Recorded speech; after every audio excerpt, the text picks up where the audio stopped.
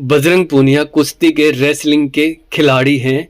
उनकी प्रैक्टिस में कमी थी, प्रैक्टिस पूरी नहीं थी बताया जा रहा है, इसलिए वो हार चुके हैं। जाने से पहले उनको क्या-क्या चैलेंज दिए थे, क्या-क्या पंचायत हुई थी, पूरा मामला जानिए। उसको बजरंग पूनिया जी को शुरू में तो चैलेंज किया था, 10 लाख रुपये मैंने रखे थे। मैं विशाल गाता हूँ राम कुमार पहलवान सिसाई से। तो इसलिए किया था, हमने इसलिए नहीं किया था कि हम उसको कोई नीचा दिखाना चाहते, इसलिए किया था कि जो बच्चा जीत के जाएगा, जो फर्स्ट आएगा ट्रायल में, जो हमारे बेटे को इस टाइम जो हराएगा तो वो मेडल पक्का जाएगा। अगर पूनिया साहब जाते हमारे बेटे को हरा के तो एक मेडल बढ़ जाता देश का। अगर वो इस लायक नहीं था तो उसने नहीं जाना चाहिए था। उसने ये देश का नुकसान किया है, अपनी इज्जत जो है उसने छोड़ देनी चाहिए थी। उसने मानता दिखानी चाहिए थी, बड़ापन दिखाना चाहिए था। वो हीरो हो जाता इस टाइम।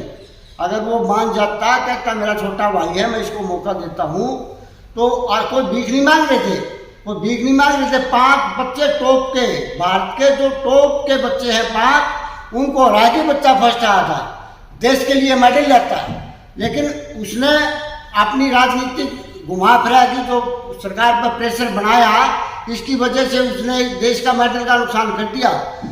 जितने बाहर के देश है ना, वो ईमानदारी से बेचते हैं, ईमानदारी से बेचे। और ये प्रैक्टिस नहीं कर था तो 10 जीरो से बाहर कर दिया। ऐसे तो बच्चे भी नहीं हारते, बच्चों की तरह हरा दिया उन्होंने, क्यों प्रैक्टिस नहीं कर रहा था।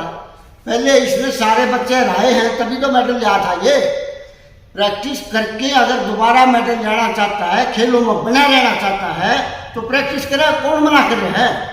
प्रैक्टिस करे, तपस्या करे, और सारे बच्चे हरा के फिर जाओ मेडल लाओ देश के लिए। हम भी खुश होंगे, हम इसका स्वागत करेंगे, एयरपोर्ट पर माला डालेंगे, पैसे का भी स्वागत करेंगे, पैसे दे के भी स्वागत करेंगे, हर तरह से मान सम्मान करेंगे कि वो भारत देश के लिए खेल रहा है। देश के लिए जो बच्चा खेलेगा वो मेडल देश के लिए जाता है। जब देश का तिरंगा झंडा ऊपर जाता है तो भाई जी बड़ा खुश होता है मन। हम तो देश बदनामी हैं, ये भी मेरा भाई फौजी है, मैं भी फौजी हूँ। अच्छा ये बताए कि जैसे जो आपने उसको जब ये एक इसको लेकर कोई पंचायत वगैरह भी की थी या उसने की थी? 4 पंचायत की थी, और शुरुआत में इसने हमारे से यही कहा था अंकल जी पंचायत कर लो, मैं मान जाऊंगा। हमने सोचा चलो बड़ा प्लेयर है, इसका भी मांग रह जाएगा, अब पंचायत की कह रहे तो कोई बात नहीं, कर लेते हैं पंचायत। हम सोनीपत इसका घर गए थे मिलने, रोगी खाप का प्रधान है हमारा अरजीत जी, वो हमारे साथ कहा था 24 गांव है हमारे रोगी के, 24 गांव का प्रधान, 2 हमारे सरपंच और हम सारा परिवार उसके घर गए थे मिलने। उसने कहा कि ठीक है अंकल जी पंचायत कर लो और मैं मान जाऊंगा। एक पंचायत, दूसरी पंचायत इसमें नहीं मानूंगा, तीसरी पंचायत, मतलब उसने टाइम निकालना था कि हम कोई सटे इधर बाकी कोई उसका रास्ता ना रोक दे, इसलिए हमारे को गुमराह करता रहा। सारा जो इतना उसने दिमाग जो इस राजनीति में खराब किया ना, इतना प्रैक्टिस में करता था, एक मेडल आ जाता। तो जैसे आपने जब शुरुआत की थी 10 लाख से शुरुआत की थी भी, इतने अगर तू हरा के जाएगा, वो क्या था? 10 लाख का मैंने किया था शुरू में। उसके बाद फिर हमारे जहाँ यार दोस्त जो विदेशों में रहते हैं वहाँ से लेके देश में लेके, और हमारे भाई ने तो ये कह दिया था 10 किले जमीन के हैं मेरे भाई ने, 10 किले जमीन के दे दूंगा, तुम मेरा लड़का ना हरा के जा, मैं 10 किले जमीन के दे दूंगा। 10 किले जमीन की कीमत बढ़ा लो, 25 लाख का 1 किला है मोटा मोटी, तो 10 किले की कोस्ट लगा लेना कितने बैठेगी। 1 करोड़ तो नगद कैश था, ये जमीन तो अलग है उससे, ये तो कई करोड़ में बैठा है ना। इतना बड़ा चैलेंज किया था, और हमने इस बात का पता था कि हमारा लड़का इसको हराएगा। तो सरकार से आप क्या मांग करते हैं? सरकार से यही मांग करते हैं कि आगे से ऐसा कोई भी बच्चा ना जाए जो ट्रायल ना दे, ट्रायल के बगैर कोई बच्चा नहीं जाओ, ट्रायल दे के ही जाए। ब्रजभूषण जी ने ये कानून अच्छा बनाया था कि भाई ट्रायल के बारे में नहीं जाने दूंगा। एक बार ब्रजभूषण जी ने ट्रायल ली थी, 17 बच्चे जूनियर वर्ल्ड चैंपियनशिप में 17 बच्चे फर्स्ट आए थे, और एक 15 दिन के बाद ट्रायल ली दूसरा कोई कंपटीशन के लिए। वो जो 17 मेडल आए थे उनमें तकरीबन हार गए, एक बच्चा जीता था, तकरीबन 9 बच्चे आ गए। इस टाइम जो बच्चे हैं 4-5 बच्चे हम बता रहे हैं 65 में, उनका ये नहीं पता एक महीने बाद कौन सा जीतेगा, दूसरे महीने बाद कौन सा जीतेगा। ये 4-5 बच्चे ऐसे हैं कि 2-2 पॉइंट से कभी भी कोई किसी ने हरा सकता है। और ऐसे में जब इतना तगड़ा कंपटीशन होता है तो तभी प्योरिटी छटकी आती है।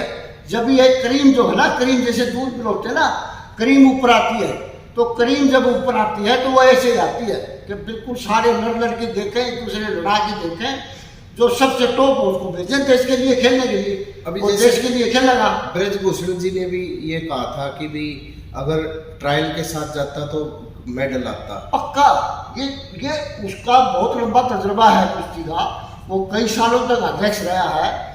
पहली बार यह दुर्भाग्य है देश का, एशियन जैसे इतने बड़े टूर्नामेंट के लिए कोई भी एक 10 दिन का भी कैंप नहीं लेगा।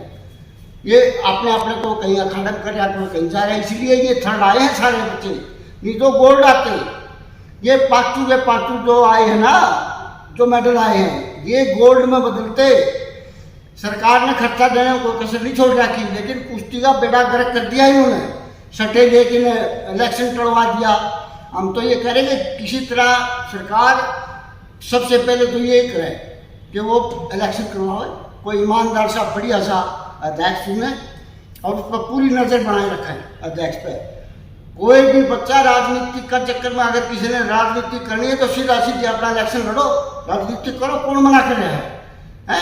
देश में सबको स्वतंत्रता है, कोई भी स्वतंत्र है पूरा भारत, कोई भी इलेक्शन लड़ो। ये क्या है, मैं खाम पब्लिक का दबाव डाला और आम भरवाली नेताओं से मन न जाने दो। अरे भैया तू यहाँ से तो चला जाएगा, वहाँ क्या जाएगा? वहाँ तो ईरान वाला ने कितनी बुरी तरह रहा है, और उसने जापानी ने तो ऐसा धोया कि बस देख के माथा पीट रहे थे हम तो टीवी का आगे बैठे। मगर देखो क्या होगा। कई आदमी हमने टीवी के सामने बैठे थे, खुशी मना रहे थे। बताओ जी, खुशी मना रहे थे क्या? 10 जीरो से हारा, मेरा कलेजा फट रहा। ये लड़का भी बजरंग भी तो हमारा ही खून है, और खून से गद्दारी करेगा तो कैसे होगा? क्या मेडल की आस करोगे क्या? बोले टीवी के सामने बैठे खुशी मना रहे। खुशी नहीं, खुश हो रहे। मेरा तो कलेजा फट रहा। हमारा मेडल खुश क्या? भारत देश का मेडल कम। मैं इसका जिस दिन मैं इसकी कुश्ती देखता था ना बजरंग की, मैं बड़ा आशिक था कुश्ती का। मैं बोलता ये मेडल लड़का ऐसा ये लाएगा मेडल, ये ले आएगा मेडल। लेकिन आज मोहम्मद एक बेटा प्रैक्टिस नहीं है। विशाल ट्रायल देके फर्स्ट आएगा, या तो इसको हरा के जाओ, तू पक्का मेडल ले आएगा। विशाल को हरा के जाएगा तो मेडल ले आएगा पक्का। लेकिन विशाल को इसलिए चैलेंज दे रहे थे लोग, इसलिए मैंने जो मेरा दिल में आया ना वो बोला भाई। मैं बोला कि मेरी जमीन मेरा घर सब दाव पर लगा दूंगा, एक बार तू हरा जाएगा। इससे फालतू क्या बोलूं मैं? तो क्या सरकार से अब मांग करते? सरकार से मैं तो ये बोल रहा हूं, सबसे पहले तो फेडरेशन चुनो, इलेक्शन करवाओ और फेडरेशन चुनना चाहिए जरूरी। तभी आप फेडरेशन होगी, तब आप कैंप भी लगा सकते हो, और कैंप लगने से बच्चा पता लगता कि हाँ ये बच्चे अभी निकल रहे नए। यही है हमारी तो सरकार से मांग। तो अभी विशाल लगातार प्रैक्टिस कर रहे हैं? विशाल बिल्कुल अपनी प्रैक्टिस कर रहा है। हम कल भी मिले थे। कई बार क्या होता, प्रेशर होता है बच्चे में, भाई पापा यहाँ आया है, किस लिए आया है? क्या अगर ये हमारी डिबेट देख ले तो परेशान नहीं होगा क्या उसको पता नहीं पापा क्या हो रहा है पापा के साथ? क्या प्रैक्टिस कर पाएगा?